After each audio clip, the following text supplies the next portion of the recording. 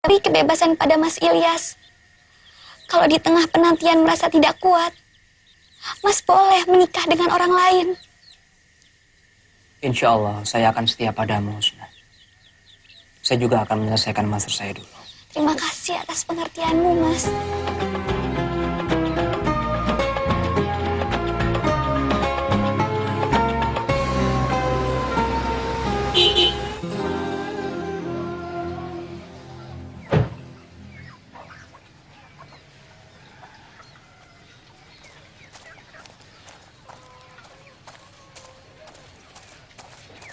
Assalamualaikum. Waalaikumsalam warahmatullah. Pangling ya? Subhanallah. Mbak Eliana. Saya kira ustazah dari mana? Loh, Mas Hasan kenapa? Tabrakan. Mbak El, Husna? Bu mana? Ini aku bawain jilbab Turki. Aku beli waktu umroh. Bu E sudah meninggal. Innalillahi wa inna ilaihi raji'un. Padahal aku udah janji sama beliau kalau datang lagi ke sini akan memakai busana muslimah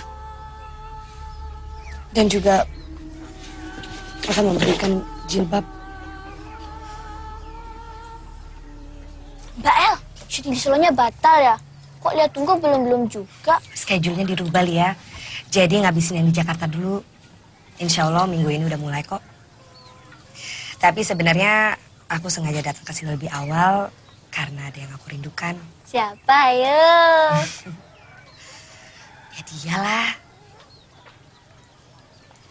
Beberapa waktu yang lalu aku ada perasaan yang gak enak banget. Yang kebayang itu hanya mukanya Mas Azam. Ternyata ada kejadian seperti ini. Sebenarnya Mbak El mencintai Mas Azam apa enggak sih? Sejak di Alexandria, waktu itu Mas Azam dengan tegas menolak hadiah ciuman dari aku. Nah dari situ aku sadar kalau kakakmu itu orangnya berkarakter dan punya pendirian. Nah sejak itu aku mulai mencintainya. Tapi aku gengsi untuk menyampaikan padanya. Setelah kecelakaan ini, apa Mbak El masih suka padanya? Kecelakaan ini bukan hal yang istimewa. Nanti juga pasti sembuh seperti sedia kala. Kecelakaan fisik itu tidak bisa mengubah kalau ada cinta di hatinya. Tapi kalau kecelakaan moral seperti zina, narkoba, nah itu bisa menghilangkan cinta. Sampai sekarang perasaan aku masih sama kok. Sayang, Mbak El terlambat. Maksud kamu? Mas Azam sudah punya tunangan.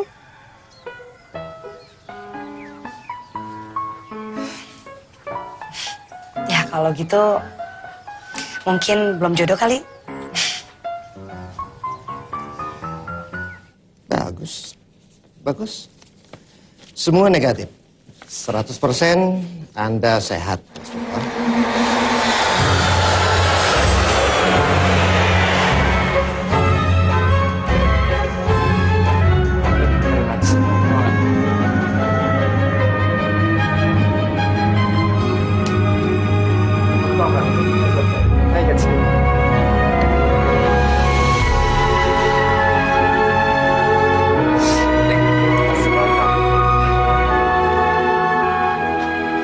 Yang saya hormati Mas Khairul Azam di Kartosuro.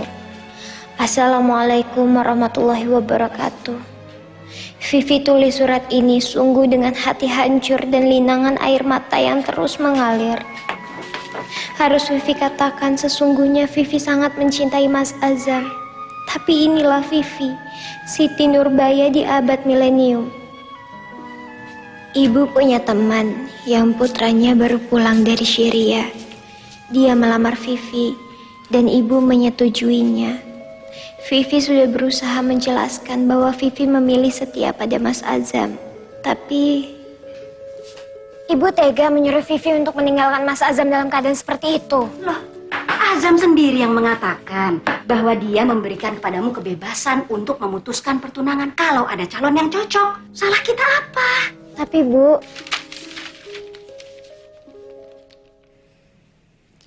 saat membaca suratku ini, Mas pasti paham kenapa surat ini aku kirimkan bersama cincin pemberian ibu Mas Azam.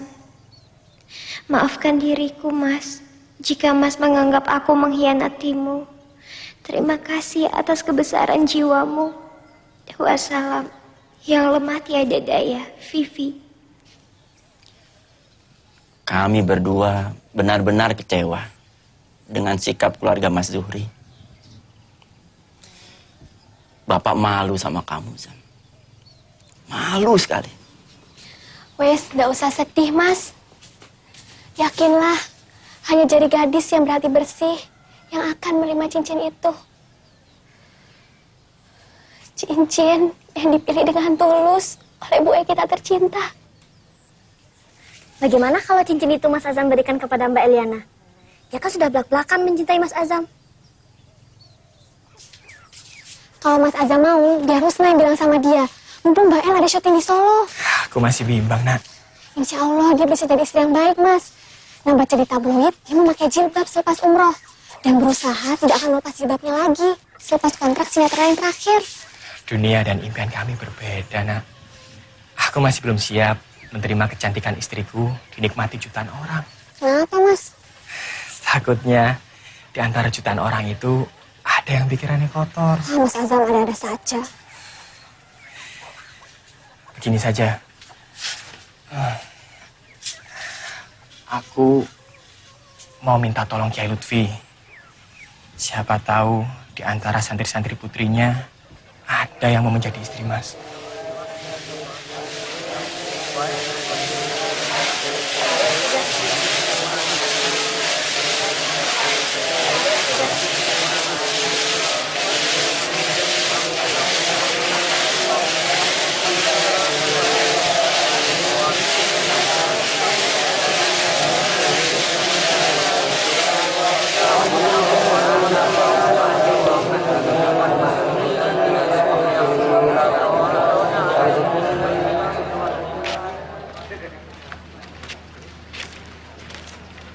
Pak Kiai, Pak Kiai, saya mau minta tolong.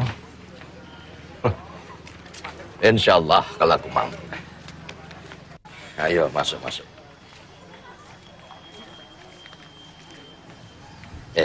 Sini, duduk di sini. Apa? Minta tolong apa? Begini Pak Kiai, saya sedang ikhtiar mencari siapa yang pas dan cocok menerima cincin ini, Pak Kiai. Di sini kan ada ratusan santriwati. Siapa tahu ada satu yang cocok dan mau menerima cincin ini, Pak Kiai. Orang tua tunangan saya sudah tidak sabar menunggu kesembuhan saya. Cincin ini dikembalikan dan gadis itu menikah dengan orang lain. Terang, saya sudah lelah untuk menemukan jodoh, Pak Kiai. Saya pikir Vivi adalah jodoh saya. Tapi ternyata saya titipkan cincin ini pada Pak Kiai. Kalau Pak Kiai merasa ada yang pantas dan cocok untuk memakainya, silakan Pak Kiai pakaikan di jarinya. Insya Allah, saya sami'na wa ata'na, Pak Kiai.